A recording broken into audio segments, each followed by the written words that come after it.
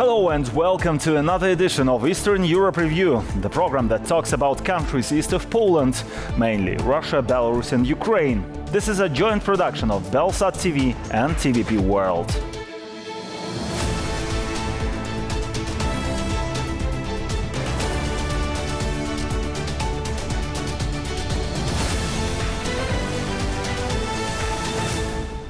My name is Igor Kulay, and let's look at today's headlines. Telegram's last stand. What do the charges against its founder mean for free speech? This is the reality. We're fighting on the internet. The dark trade, how occupied Ukrainian farmland funds Putin's corrupt regime. Rapeseed exported to Belarus is likely to be processed and exported to Europe as Belarusian oil. Endangered lands, who is profiting from the destruction of Russia's indigenous territories. In Gornaya Shoria, all the rivers used to be clean and pristine. Mountain tiger rivers home to valuable fish species, but lately they have turned black with the arrival of coal enterprises. The last bastion of freedom in Russia and Belarus, the messaging app Telegram remains one of the few platforms where independent information can still be freely shared. It is the only uncensored platform that has played a significant role in the recent political upheavals.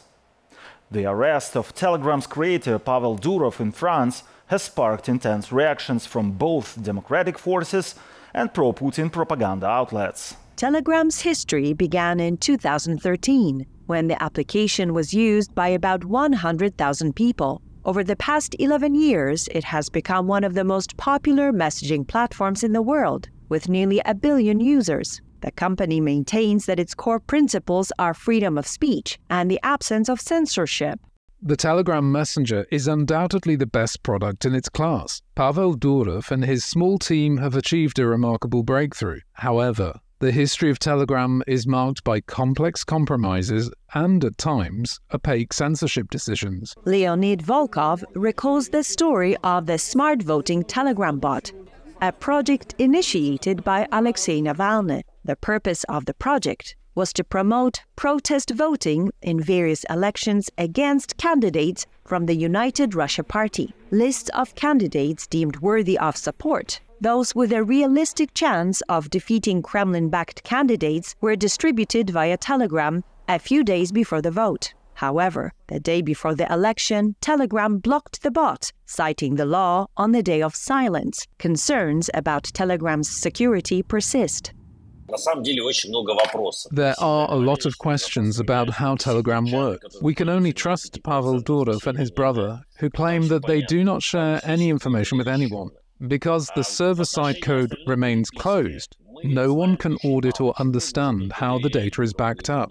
At the same time, the messenger remained one of the few ways to disseminate independent information in dictatorships. For example, it became a crucial tool during the 2020 revolution in Belarus. Between August 9th and August 16th, 2020, the Nechta Live Telegram channel grew its audience from 427,000 to 2,165,000 people, making it one of the most popular Telegram channels in the world. At that time, the population of Belarus was around 9 million. When the most massive protests began across the country, even in small towns with populations of around 12,000, about 2,000 people took to the streets. Some members of our editorial team were so moved by the events that they cried. Alongside opposition publications, propaganda channels are thriving on Telegram. Some Russian war correspondents and pro-war bloggers have amassed millions of subscribers. The messenger has become indispensable not only for independent journalists, but also for the Russian military. To all those who want to block Telegram, consider this. Just yesterday, we were directing Iskander missiles via Telegram. Our artillery and aviation operations are coordinated through Telegram. This is the reality. We're fighting on the internet. Telegram has released an official statement regarding the arrest of its founder, Pavel Durov. The company emphasized that it cannot be held responsible for the illegal use of its platform. Telegram complies with EU laws, including the Digital Services Act. Its moderation practices meet industry standards and are continually being improved. Telegram CEO Pavel Durov has nothing to hide and travels frequently across Europe. It is absurd to claim that the platform or its owner are responsible for abuse occurring on the platform. Telegram has also faced challenges in Russia. In 2018, company refused to provide security forces with keys to decrypt user correspondence, leading authorities to attempt to block the messenger. However, they were never fully successful. Farmers from occupied Ukrainian territories are being forced to sell rapeseed at low prices. Journalists and hacker activists have uncovered the involvement of Lukashenko's regime in the looting of Ukrainian lands. Additionally, it has been revealed that companies linked to Ramzan Kadyrov's regime and Putin's United Russia Party are participating in this criminal operation. Discover how top Russian officials are profiting from the exploitation of occupied Ukrainian territories and learn about Belarus' role in this operation in our upcoming report. Russia is exporting rapeseed from the occupied territories of Ukraine, and it has emerged that Lukashenko's regime has been involved in a criminal scheme exploiting Ukraine's resources. Rapeseed is a key strategic oil crop for Belarus. This year, 1.14 million tons of rapeseed has been harvested by Belarus, from which 0.6 million tons of oil will be produced. A little over 80% of what we produce is exported. The Belarusian Investigative Center, in collaboration with Belarusian hacker activists, cyber partisans, and Ukrainian counterparts, has revealed that Belarus is also processing rapeseed from the temporarily occupied territories of Ukraine. For example, the Ukrainian farm Svitanok from the Kherson region sold over 2,600 tons of rapeseed to the company Torgtrade, which then sent part of the seeds to Belarus. Journalists suspect that farmer Sergei Maximenko has been working under duress. In the first months after the invasion, he was actively involved in solidarity actions and resistance against the Russian troops. Subsequently, he was imprisoned and disappeared. Shortly after that, his company appeared in the Russian registry as already registered. The company Torgtrade, which purchased rapeseed from the farmer, was registered in 2022 in the capital of Chechnya. Tamerlan Berikhanov, associated with the company, once received an award from the Chechen leader Ramzan Kadyrov. Another company, Veles Agro, which has exported rapeseed from the occupied Ukrainian territories, was registered by a Kyrgyz citizen a year ago. It sold rapeseed to Belarusian enterprises at $330 to $350 per ton, which is about a third cheaper than global market prices. We can point out that when Ukrainian grain is exported to Russian ports, it's often re-exported as Russian grain. Similarly, rapeseed exported to Belarus is likely to be processed and exported to Europe as Belarusian oil. Another company involved in the supply of rapeseed from occupied Ukraine to Belarus is headed by Anton Tikhomirov, the leader of the Yalta branch of the United Russia Party. The Moscow-based company, Agro Trade, was registered in 2023. The occupiers farming Ukrainian land and taking this grain are committing numerous crimes. The products carry the mark of these crimes. The export of agricultural products from occupied territories violates international humanitarian law. Investigations documenting these crimes often lead to sanctions against specific businesses or sectors of the economy. This time, rapeseed oil produced in Russia and Belarus may be added to the sanctions lists. The exposure of how and where Russian companies export Ukrainian grain has already yielded results. A prohibitive duty on grain imports into the European Union from Russia and Belarus has been imposed. This reaction was expected. Participation in the looting of Ukrainian territories could expose the involved parties to sanctions, and for Alexander Lukashenko, it will increase the cost of normalizing relations with the West. The traditional lands of indigenous peoples in Russia are being devastated to make way for mining operations.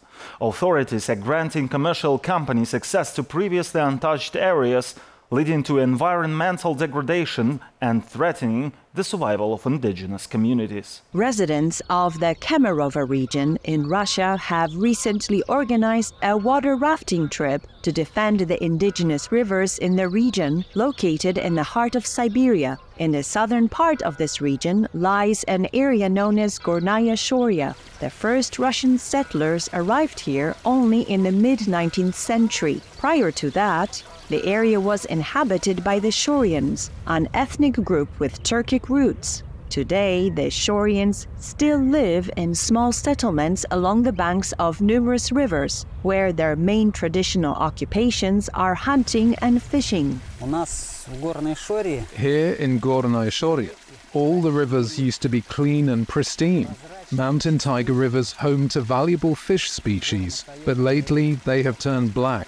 With the arrival of coal enterprises, the Kemerovo region has the largest reserves of black coal in Russia and forms the backbone of the local economy. While coal is primarily extracted through mining, this method is costly, and underground reserves are gradually depleting. Over the past decade, regional authorities have issued numerous licenses for open-pit coal mining. Although this method is simpler and cheaper, it contaminates the rivers that have sustained taiga inhabitants for centuries. Massive open-pit mines are now encroaching dangerously close to residential areas, leaving residents in despair. They have begun filing appeals to authorities at various levels.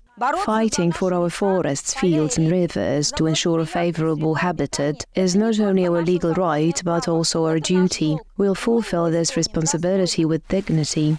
The movement to defend the traditional way of life of indigenous peoples in Russia is becoming increasingly popular. Both activists from large cities and local inhabitants are participating in ecological actions. It doesn't mean going back to the Stone Age or running around with arrows and spears. That's a very naive and stupid interpretation. Above all, we want to give people the chance to live within this biosphere, to develop, to thrive, and not to slowly perish in a world of concrete, stone and glass.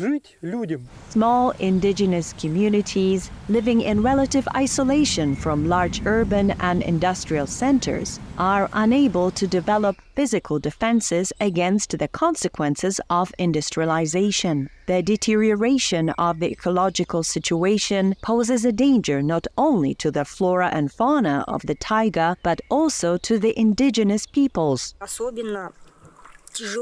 This problem is particularly severe for small indigenous communities who struggle to adapt quickly and effectively to such high levels of pollution. As a result, they are facing extinction, partly due to environmental damage.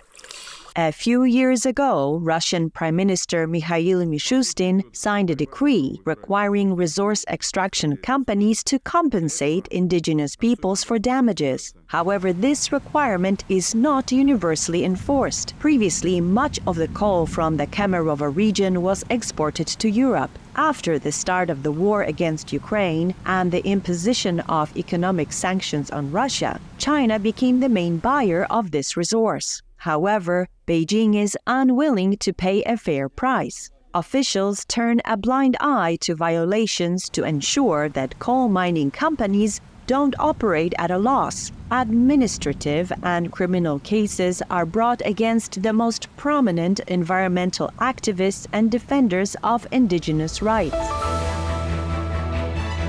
And that's it for today. Eastern Europe Review will be back next Sunday. Please stay with us and keep watching TVP World.